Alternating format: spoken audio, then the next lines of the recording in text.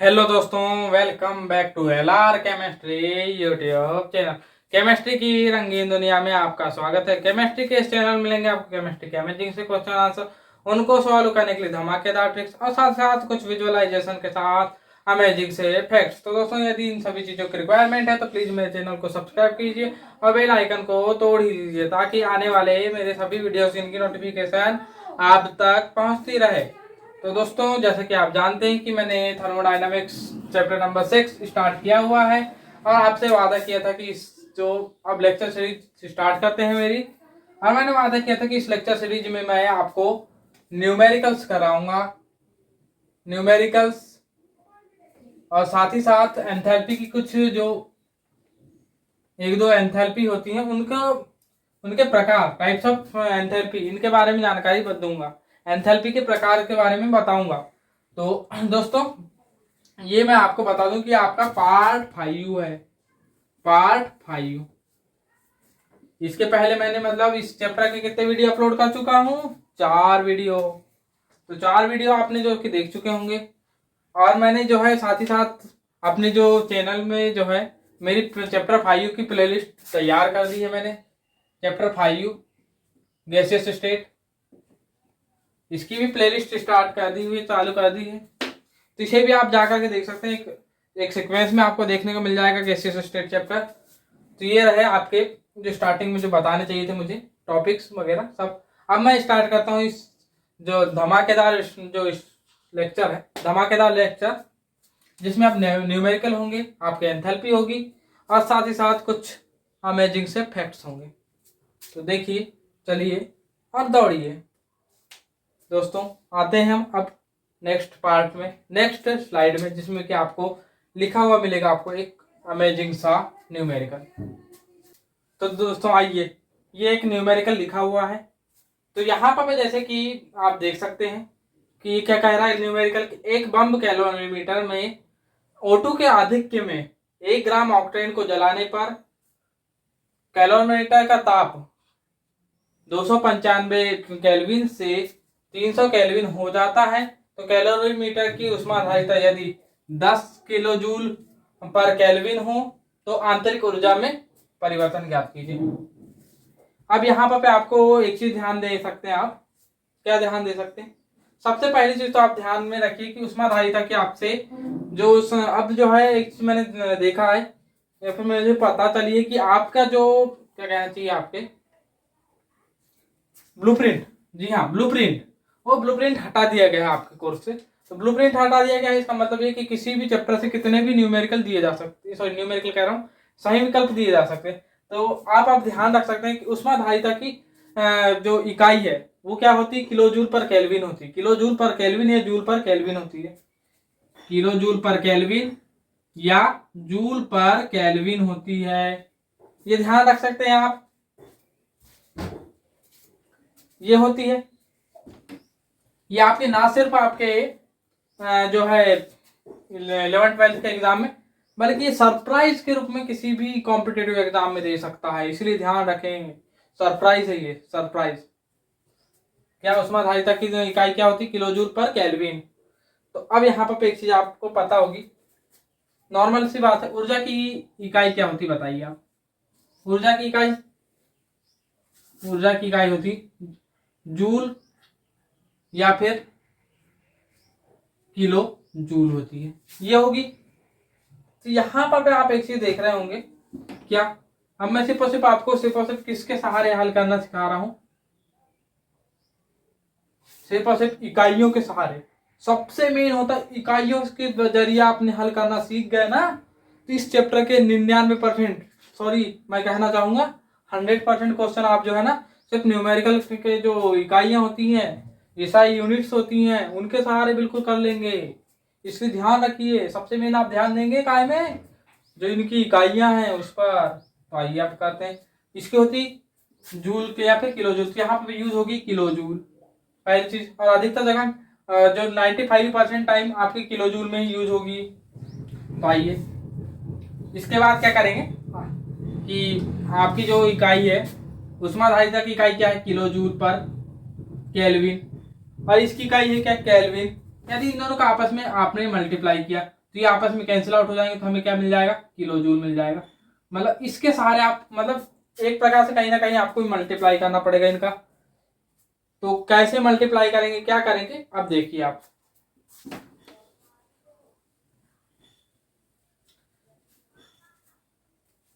सबसे पहली चीज तो आपको बता दिया जाए कि आंतरिक ऊर्जा में परिवर्तन क्या होगा यहां पर पे।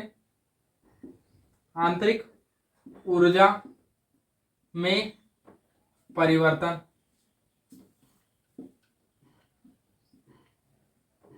अब आपको मैं थोड़ी सी जो इंग्लिश मीडियम वाले हैं, इंग्लिश मीडियम वालों के लिए थोड़ा सा बता दूं कि इन वन इन आ बम्ब कैलोरीमीटर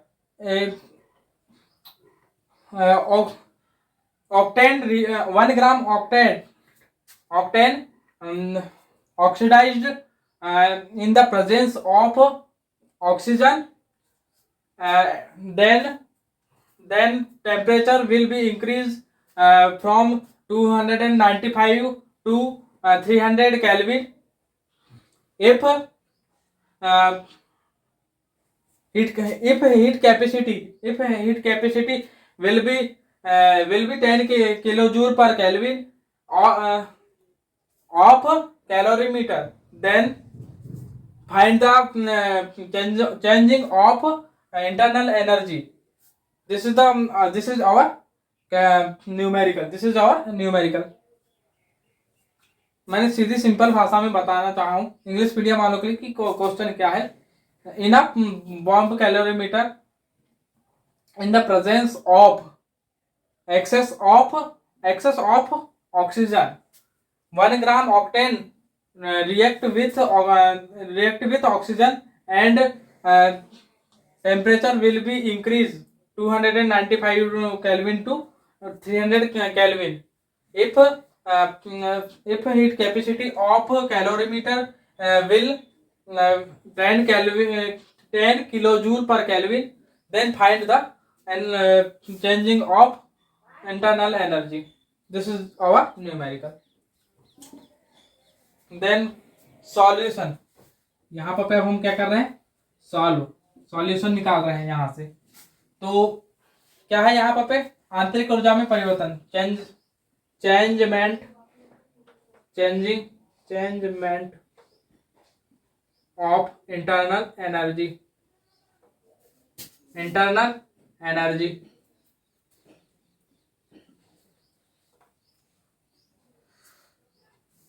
ये क्या होगी आपकी अवशोषित, जो यहाँ पर आपका जो बॉम्ब कैलोरीमीटर द्वारा अवशोषित उष्मा के बराबर होगी। ये होगी किसके बराबर, बॉम्ब कैलोरी मीटर द्वारा अवशोषित उष्मा,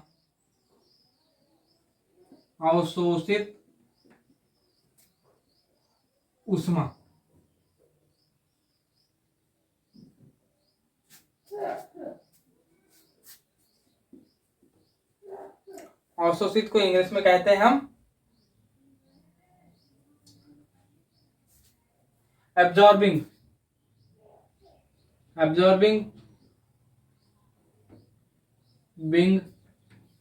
हीट बाय बॉम्ब कैलोरीमीटर।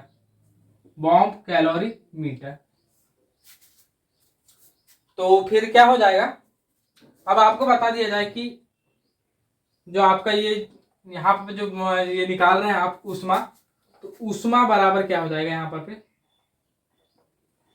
उष्मा कोष्टक में लिख देते हैं अपन, हीट बराबर उष्माधारिता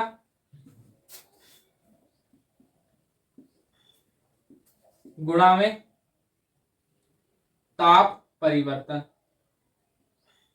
ये हो जाएगा आपका, मतलब हीट कैपेसिटी इंग्लिश में लिखना चाहे इंग्लिश वाले इंग्लिश में देखें, हिंदी वाले हिंदी में, इनटू चेंजमेंट ऑफ टेम्परेचर।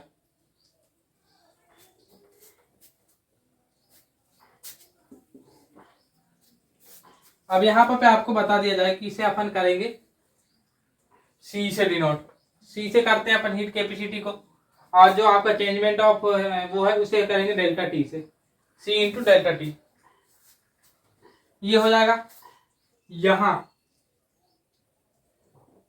कोष्टक में ही है इंग्लिश मीडियम वालों के लिए,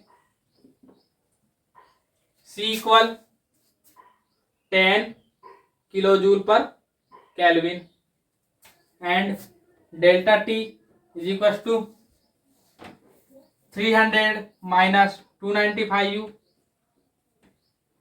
केल्विन। ये आ गया आपका। अब इस स्थिति में क्या हो जाएगा देखिए, अब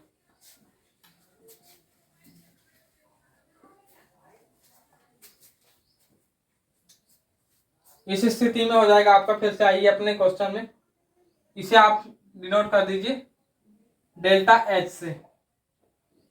डेल्टा एच नहीं, आप मान लीजिए एक प्रकार की तो ये ऊर्जा ही है, ऊर्जा को अपन ई से करते हैं तो इसको अपन डेल्टा ई से डिनोट कर देते हैं। मान लीजिए डेल्टा ई बराबर क्या हो जाएगा आपका 10 इंटू में 5 10 के kilo joule per kelvin into 5 kelvin, ये हो गया। तो यहाँ पर डेल्टा ई बराबर 50 किलो जूल, ये हो जाएगा। और यहीं पर आप लिख सकते हैं अतः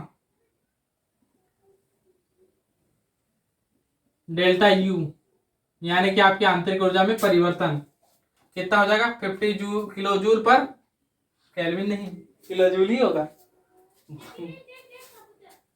तो ये रहा आपका आंसर। हमने किस चीज से की, ओनली ऑन, बस इकाइयों के सहारे अपन ने हल कर लिए, बस सिंपल था, बस सिंपल। आइए और एक न्यूमेरिकल कर लेते हैं। तो आइए दोस्तों, चलिए अब अपन करते हैं अपना अगला क्वेश्चन, न्यूमेरिकल नंबर 2 आज का। तो दोस्तों जैसे कि आप देख रहे हैं यहाँ पे एक न्यूमेरिकल दिया हुआ है कि एक बम कैलोरीमीटर में साइनामाइड का सूत्र क्या होता है, आप ध्यान रखिए। अब रेगुलर बेस पे आप जितने सूत्र मिलते आ रहे हैं आपको वो ध्यान रखते जाइए, क्योंकि केमिस्ट्री एक प्रकार के केमिकल फार्मूला ही है। तो इसका केमिकल फार्मूला है NH2CN। ध्यान रखिए, का दहन O2 के साथ करने पर 298 केल्विन पर डेल्टा यू का मान 742.2 पाया जाता है। तो अभिक्रिया के लिए एंथैल्पी परिवर्तन ज्ञात कीजिए, ये बोला इंग्लिश में। इन आ बम कैलोरीमीटर, नहीं इसको इंग्लिश में थोड़ा सा, at 298 Kelvin and cyanamide react with oxygen in a bomb calorimeter if value of delta U will be 742.2, then find the value of enthalpy, changement of enthalpy। मतलब हमें क्या ज्ञात करना है, कहीं ना कहीं ज्ञात क्या करना है। सबसे पहले क्या है दिया है, कर लेते हैं अपन, दिया है गिवन दैट ये लिख दिए। सबसे पहले क्या दिया है यहां से निकाल सकते हैं आप, तो सबसे पहले क्या निकाल सकते हैं कि टी टेम्परेचर दिया हुआ है कितना 298 केल्विन, और हमें केल्विन में निकालना पड़ता है। देन बात करते हैं हम अगली चीज, डेल्टा यू का मान स्पष्ट दिया हुआ है। डेल्टा यू का मान दिया है 742.2, और यहाँ पे मैंने क्या नहीं लिखा हूं, इकाई नहीं लिखा हूं, जो कि होती किलो जूल दिया हुआ है, किलो जूल। देन यहाँ पे जो रिएक्शन से आप डेल्टा एन, सॉरी यहाँ से डेल्टा एन निकालना चाहेंगे तो डेल्टा एन होता है डेल्टा एन जी, मैंने बताया हुआ था डेल्टा एन जी। अब डेल्टा एन जी का मान मतलब होगा क्या, energy of product minus energy of reactant. इसका मतलब ये है कि आपके जो प्रोडक्ट में यानी कि जो उत्पाद में गैसों के अणुओं की संख्या, यानी कि जो प्रोडक्ट ये है उत्पाद या प्रोडक्ट, तो इसमें गैस के अणु कितने हैं, ये भी गैस है, लेकिन ये लिक्विड है।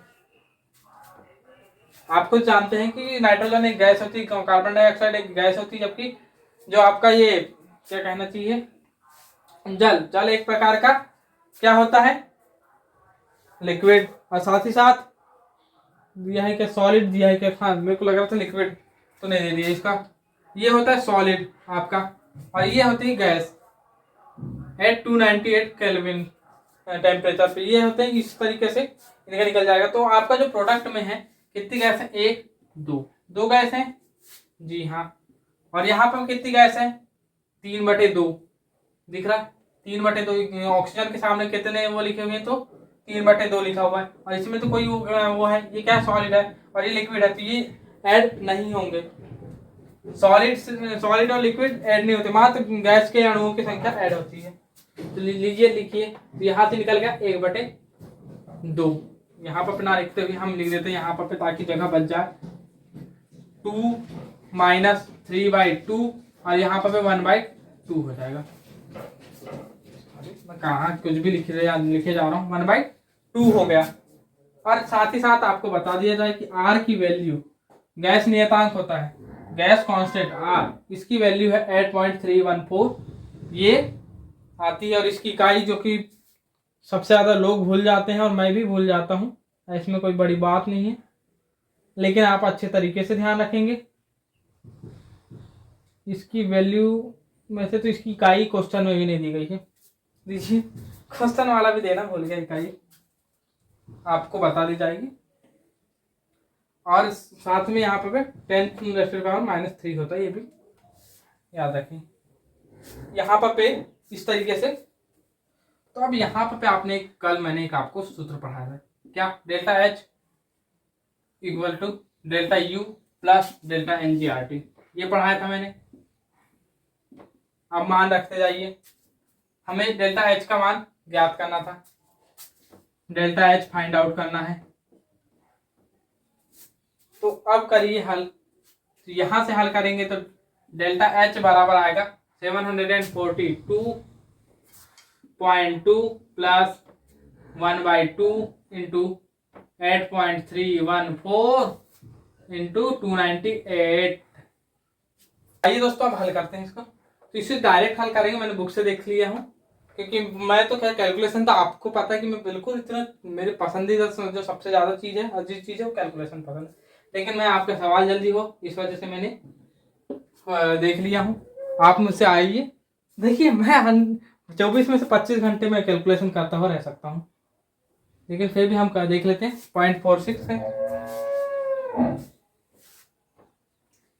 kJ/mol, इसका ये आंसर आ जाएगा। तो दोस्तों ये रहा आपका क्वेश्चन का आंसर, कुछ इस तरीके से बनेगा। तो आइए अब अगले इसमें जो स्लाइड है उसमें अब हम एंथैल्पी के बारे में बात करेंगे। एंथैल्पी के प्रकार, कितने प्रकार की होती है, कौन कौन सी होती है, इसके बारे में जानकारी लेंगे।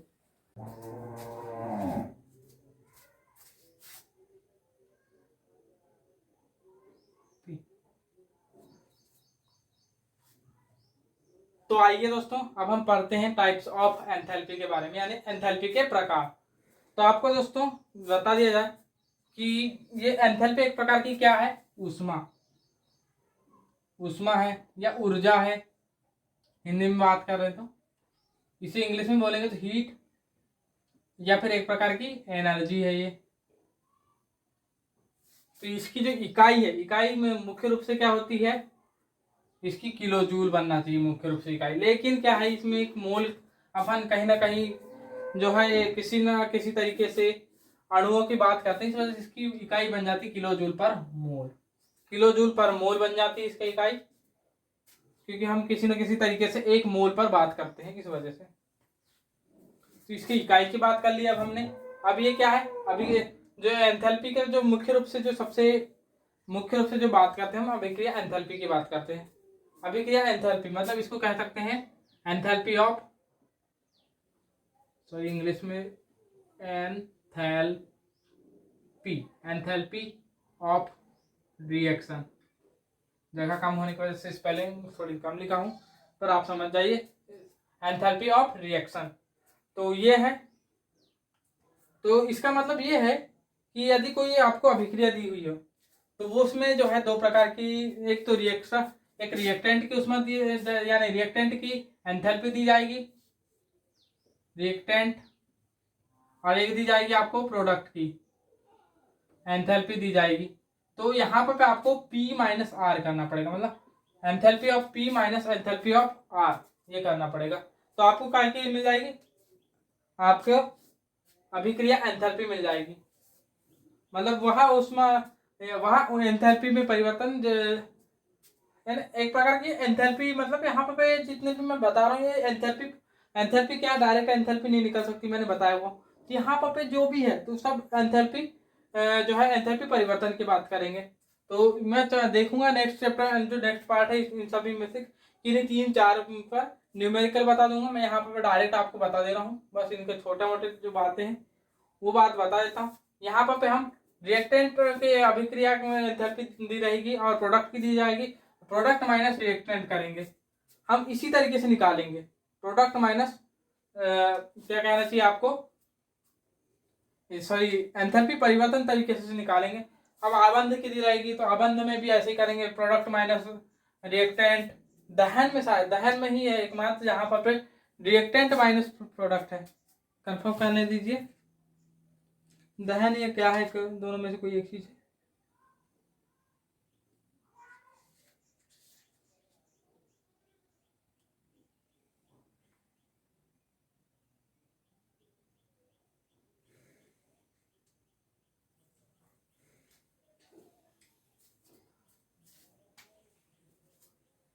जी नहीं, यहाँ पे अधिकतर यहाँ पे सिर्फ और सिर्फ विरेचन नहीं, यहाँ दहन शायद दहन ही है, आपको कल और कंफर्म करके बताऊंगा, जबकि यहाँ सभी चीजें सिर्फ यहाँ पर नाम बताना चाह रहा हूँ कि इतने प्रकार की होती हैं, और जो है ये एक प्रकार की एंथैल्पी परिवर्तन है। इन सभी के जो परिभाषा है वो अगले चैप्टर में, अगले पार्ट में बता दी जाएंगी। मैं सभी की जो परिभाषा एक साथ बताना चाह रहा हूँ, इस वजह से मैं अभी नहीं बता पा रहा हूँ। तो आइए, ये है अभिक्रिया की एंथैल्पी, उसके में अब आबंध की एंथैल्पी पढ़ेंगे, आप दहन की एंथैल्पी पढ़ेंगे, विरेचन की एंथैल्पी पढ़ेंगे, कणीकरण की एंथैल्पी पढ़ेंगे, ऊर्ध्वपातन की, प्रावस्था संक्रमण, इतने सारे जो 11 प्रकार की है वो बता रहा हूँ। ऊर्ध्वपातन, प्रावस्था संक्रमण, गलन, वाष्पीकरण, आयनन, विलयन और तनुता की एंथैल्पी, ये 11 प्रकार के हैं। इंग्लिश में बोलना चाहूँ तो enthalpy of bond formation, bonding, enthalpy of combustion, enthalpy of formation, enthalpy of atomization, enthalpy of sublimation, enthalpy of phase transition, enthalpy of fusion, enthalpy of vaporization, enthalpy of ionization, enthalpy of solution, enthalpy of dilution। इस प्रकार से इतनी सारी आपको enthalpy पढ़नी पड़ेगी। तो दोस्तों एक प्रकार से ये एक परिवर्तन है जिसमें हमें एक एंथैल्पी में से दूसरे एंथैल्पी को घटाना पड़ेगा, और कहीं पर अपने को जैसे ये प्रावस्था संक्रमण हुआ या कणीकरण हुआ या फिर हुए अपने बॉन्ड फॉर्मेशन एंथैल्पी, इनमें हमें पहले निकालना पड़ेगा कि रिएक्टेंट की एंथैल्पी कितनी होगी और प्रोडक्ट की स्पष्ट रूप से नहीं दी जाएगी, लेकिन हमें निकालना पड़ेगा, तब जाकर के हम इसकी एंथैल्पी परिवर्तन ज्ञात कर पाएंगे, जो अभिक्रिया की एंथैल्पी वो इस तरीके से ज्ञात कर पाएंगे। एक तो डायरेक्ट दी रहेगी तो अभिक्रिया की एंथैल्पी पता चल जाएगी, और नहीं तो फिर इस तरीके से अपन निकाल करके कर सकते हैं। तो इससे क्या हो कि इस तरीके से एंथैल्पी निकालेंगे, इसका क्या फायदा है, तो हमें किस टेम्परेचर पर क्या